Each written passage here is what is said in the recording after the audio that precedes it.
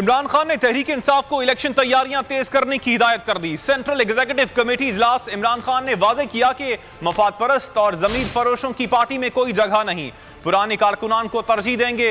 इत्तेहादी हुकूमत में हमेशा ब्लैकमेल होना पड़ता है, अपने लोगों की अक्सरियत के साथ हुकूमत बनाएंगे। सीईसी इजलास में टिकट्स की तकसीम से मुताल्लिक पार्लिमानी बोर्ड बनाने की भी मंजूरी दी गई।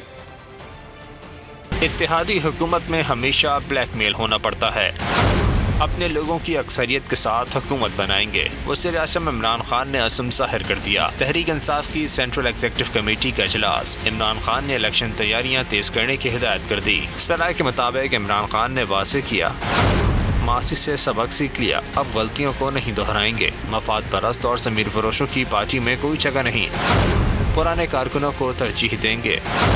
टिकट सिर्फ पार्टी के साथ मुखलिस अफराद को ही दिए जाएंगे। सराय के मुताबिक इमरान खान ने टिकटों से मुताल्लिक पॉलिसी बनाने की हिदायत कर दी। सीईसी ने मामले पर पार्लिमानी बोर्ड बनाने की भी मंजूरी दी। सब्सक्राइब करें और बेल दबाएं ताकि कोई खबर रह न जाए।